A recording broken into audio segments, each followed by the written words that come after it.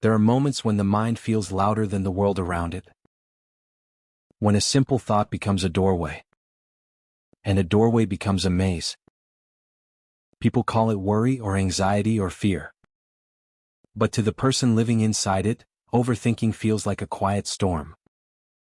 Soft on the outside, relentless on the inside. You replay conversations that already ended. You imagine futures that may never arrive. You search for certainty in places it cannot exist. And somewhere between the second-guessing and the spiraling, you begin to wonder if your mind is protecting you or trapping you. This story isn't about fixing anything. It is about understanding why a mind becomes this loud, and why it learns to stay that way.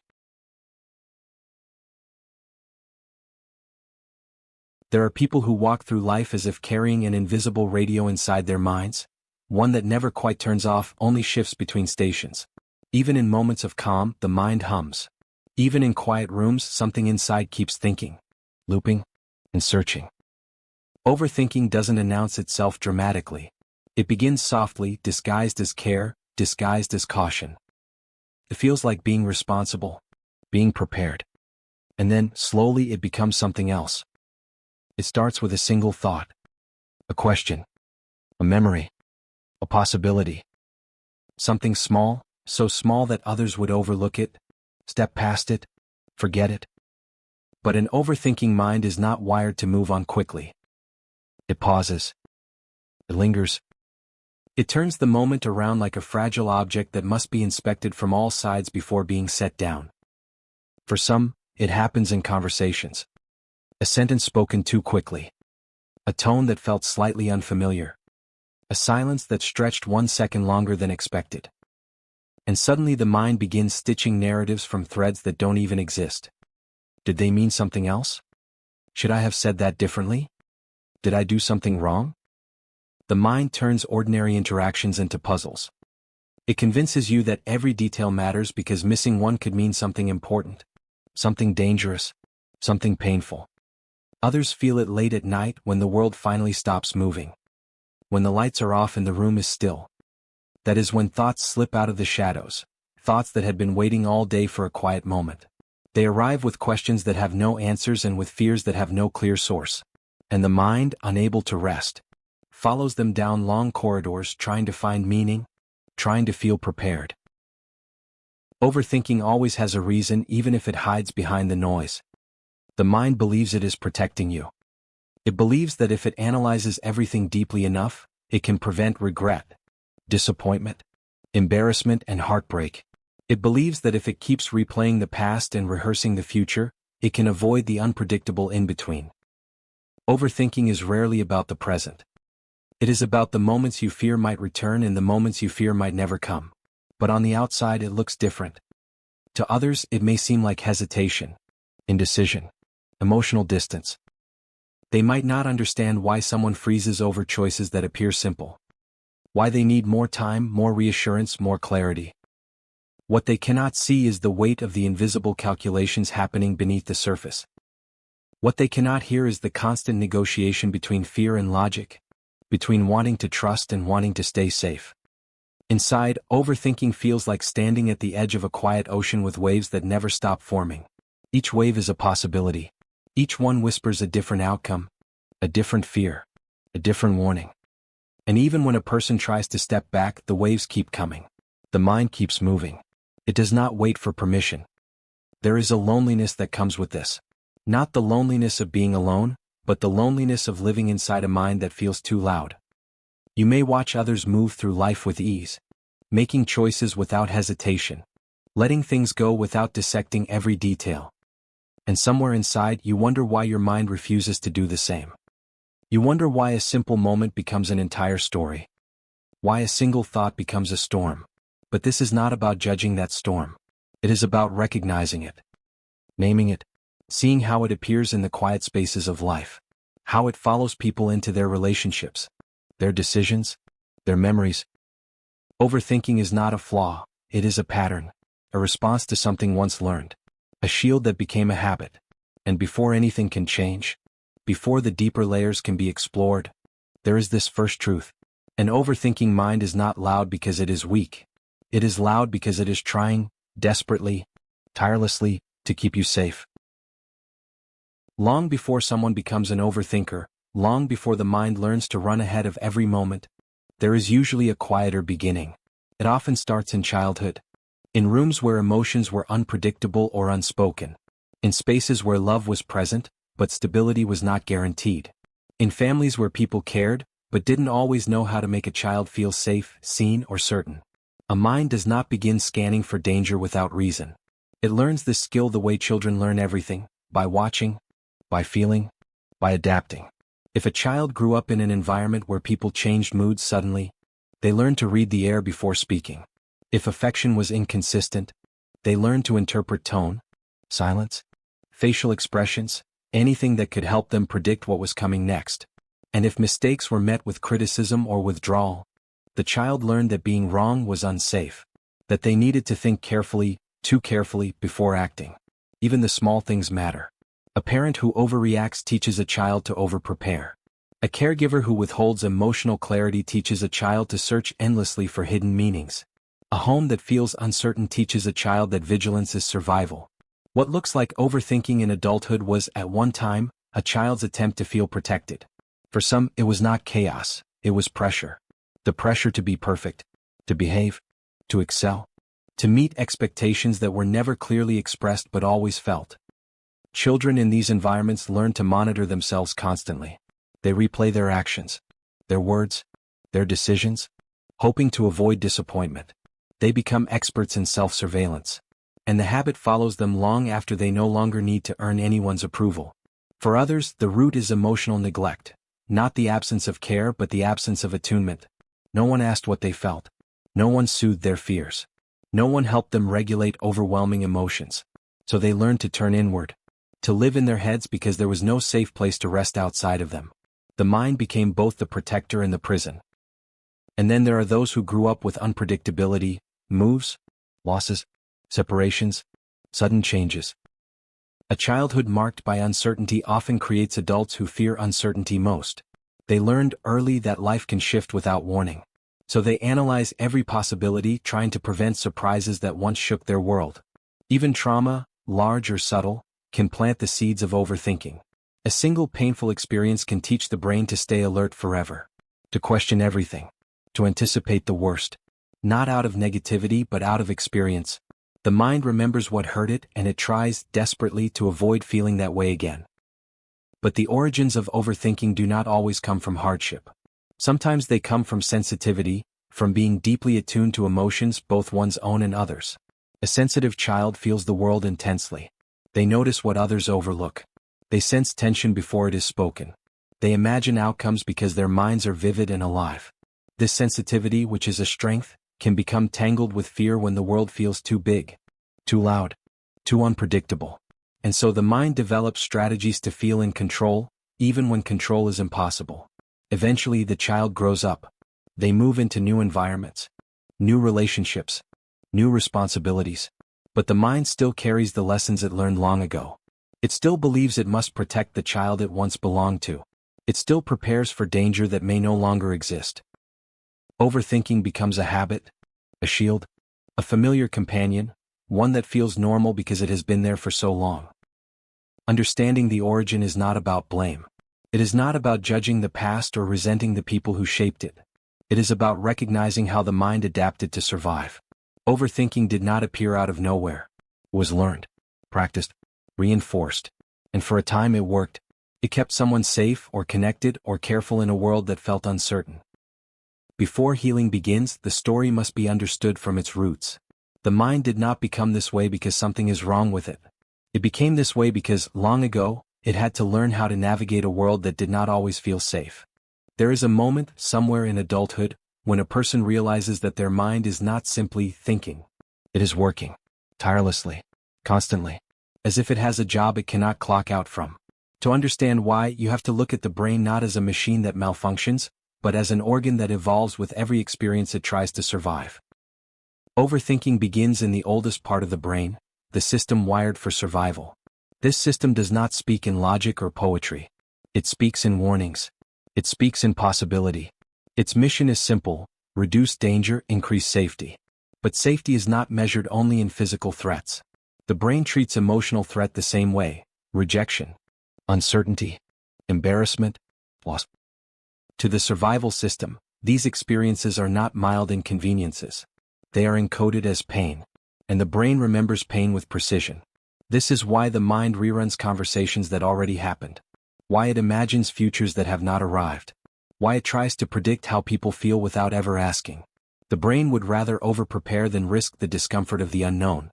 It rehearses life the way someone rehearses an emergency drill, repeating every step again and again, hoping that repetition creates protection. But the psychology runs deeper. Overthinking is tied to a mechanism called hypervigilance, the heightened scanning for possible threats. Hypervigilance is useful in dangerous environments, but exhausting in ordinary life. It keeps the mind alert even when there is nothing to be alert for. It magnifies details. It amplifies silence. It fills in missing information with fear, because fear feels safer than uncertainty. Then there is rumination, a cognitive loop where the brain circles the same thought without arriving anywhere new. Rumination is the mind's attempt to solve problems that have no immediate solutions. It is effort without resolution, movement without progress. The brain does this because unfinished emotions behave like open tasks, constantly pulling attention, constantly demanding answers. And beneath it all is the prediction instinct. Human brains are prediction machines. They cannot tolerate blank spaces. When information is missing, the mind fills in the gaps using memory and learned patterns. If someone has been hurt before, the predictions lean toward caution. If someone has faced instability, the predictions lean toward control. If someone has learned that mistakes are punished, the predictions lean toward perfection. The mind is not trying to be pessimistic, it is trying to prepare. An overthinking brain also struggles with uncertainty because uncertainty activates the stress response. To the brain, "I don't know what will happen," is the same as "something bad might happen." This triggers cortisol. Heart rate rises. Muscles tense. And the mind begins searching for scenarios, analyzing, imagining outcomes. Not because it wants to, but because it feels compelled to reduce the tension inside the body. The same instinct appears internally. Emotional discomfort, sadness, guilt, regret, activates the analytical mind. The brain tries to think its way out of feelings, even though feelings were never meant to be solved. They were meant to be felt. And then there is memory. The brain stores emotionally intense moments with extra detail. These memories become templates. They shape the mind's expectations.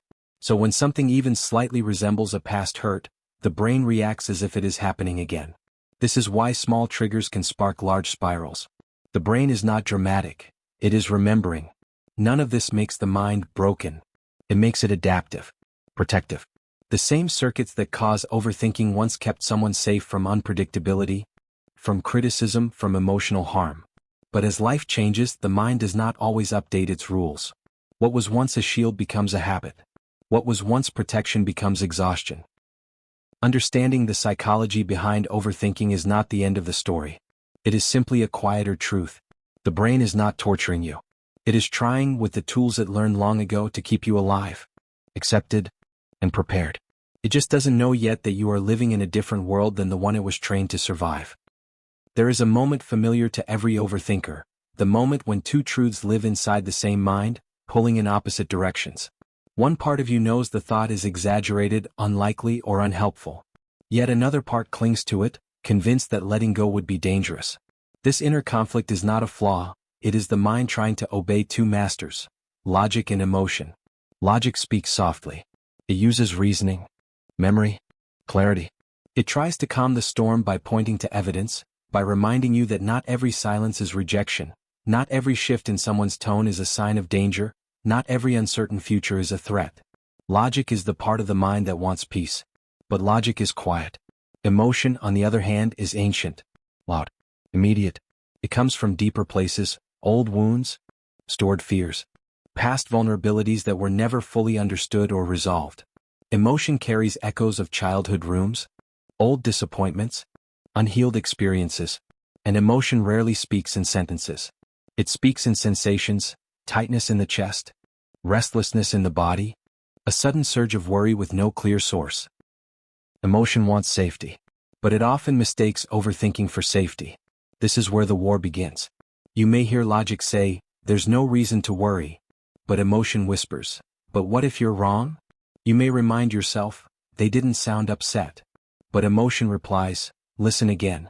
Maybe you missed something. You may try to trust the moment, but emotion asks, when has trust ever protected you? Overthinking grows in the gap between these two voices.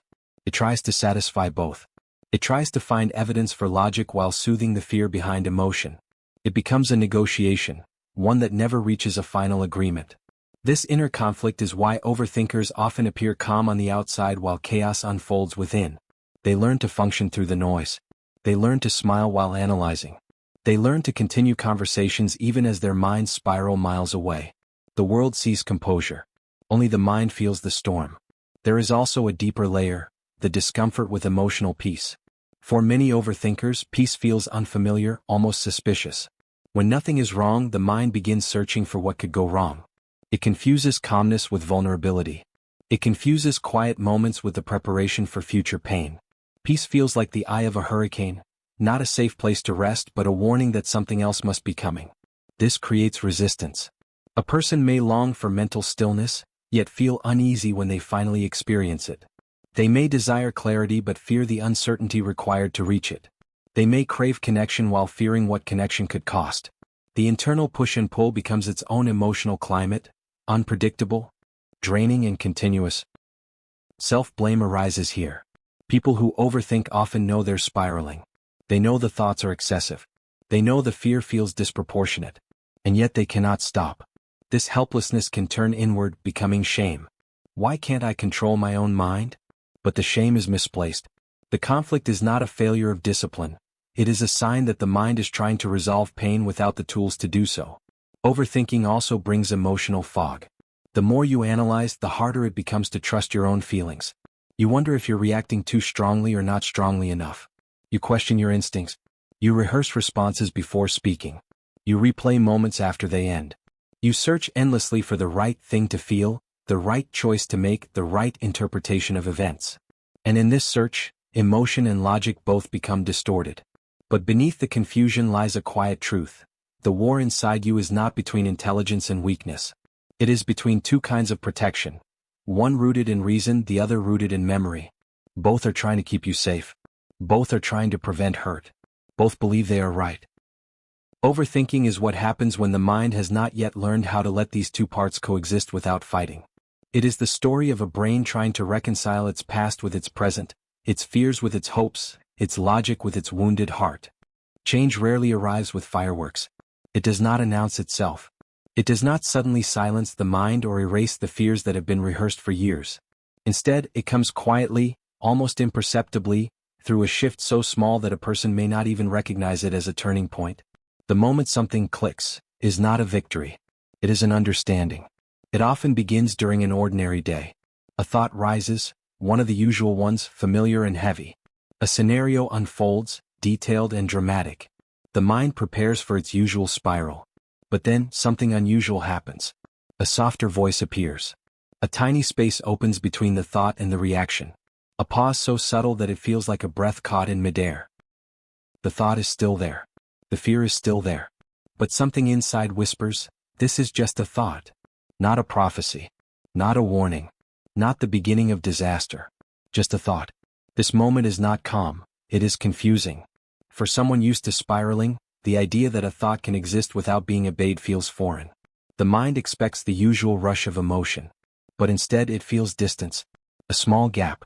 A place where awareness steps forward and fear takes a single step back. This is the mind's first glimpse of freedom. It is not freedom from overthinking. It is freedom from the belief that every thought must be trusted. Sometimes this shift comes after exhaustion, the kind of exhaustion that leaves a person too tired to keep analyzing. Other times it comes after recognizing a pattern that repeats itself, no matter how much reassurance or analysis is applied. The mind realizes that spiraling has never prevented the things it feared. It has only drained the present moment of peace.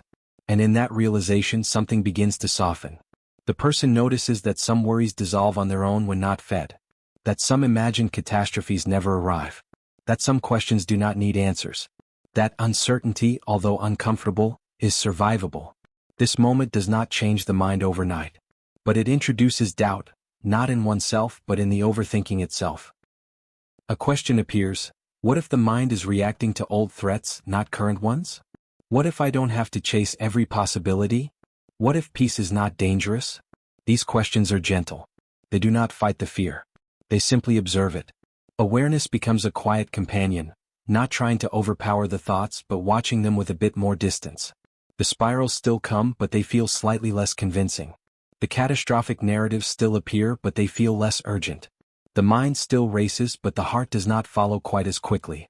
And with time, small moments accumulate. A person chooses not to reread a message 3 times. They let someone's silence be silence, not a story. They stop rehearsing conversations in advance. They fall asleep without solving everything first. They feel fear without assuming danger. These are small victories, invisible to the world but monumental to the person living them. The turning point is not about becoming fearless. It is about noticing that fear and reality are not the same thing. It is about seeing overthinking not as a truth but as a habit, one that can be witnessed, questioned, and gently loosened. This chapter in the mind's journey is the moment before dawn. The darkness is still present. The sky has not changed. Yet something in the air feels different, lighter, softer, more possible.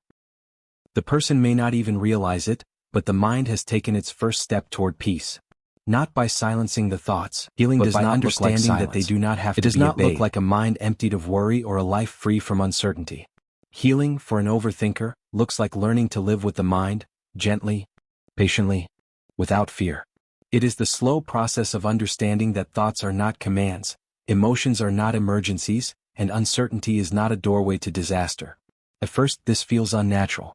When the mind has spent years relying on analysis as protection, stepping back from that habit feels like stepping into the unknown. But healing does not ask the mind to stop thinking. It asks it to stop fighting itself.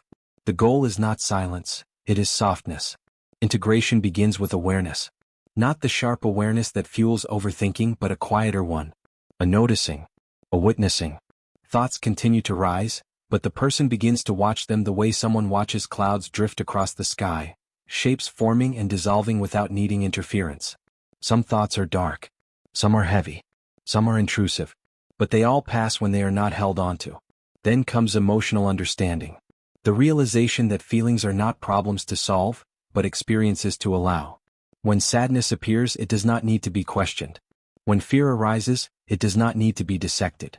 When uncertainty shows up, it does not need to be chased away. Emotions become companions, not threats. They lose their sharpness when they are not resisted.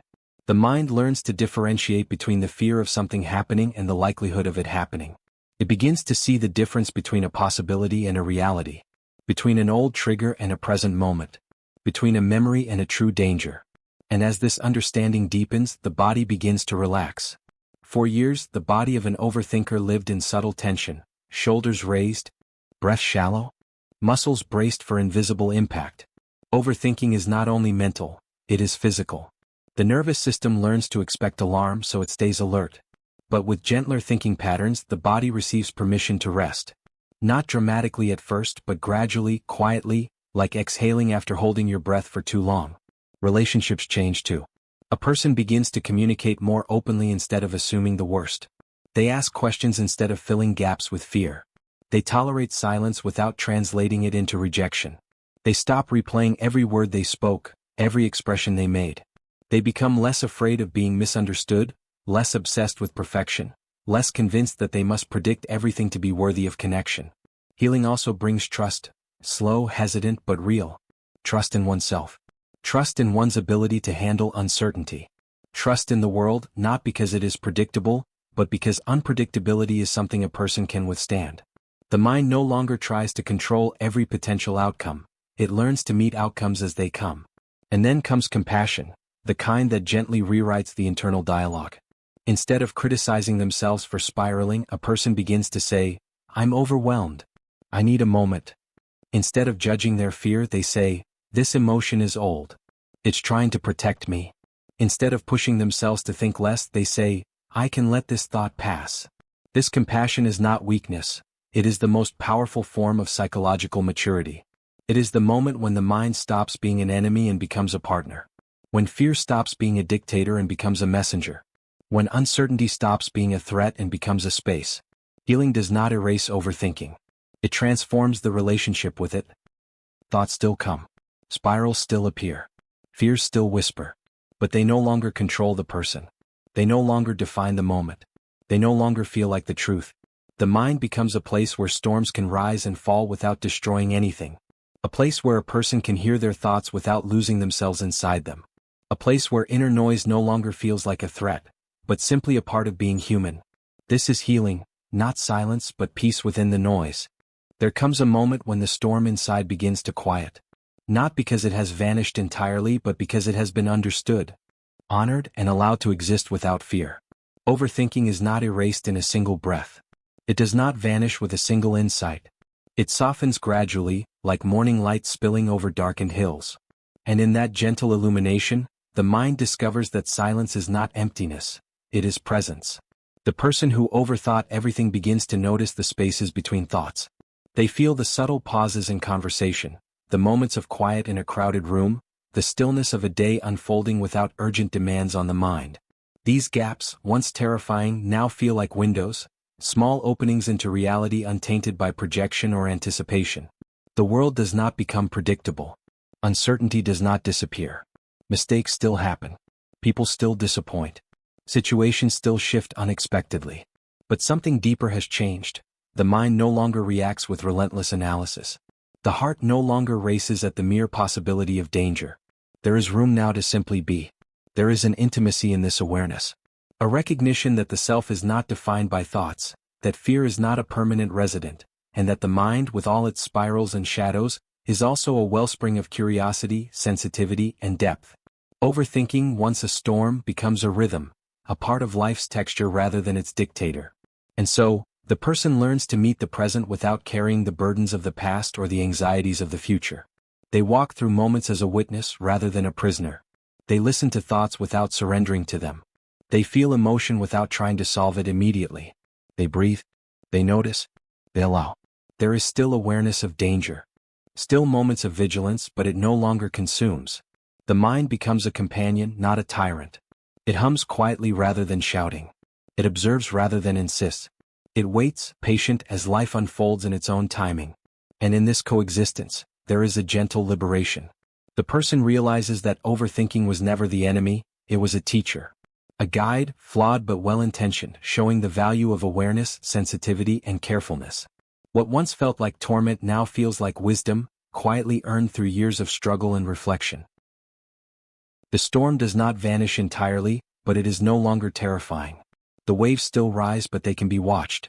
The mind still circles but it can pause. Thoughts still echo but they no longer control the horizon. This is the quiet truth. To live with an overthinking mind is not to conquer it, but to learn the rhythm of coexistence.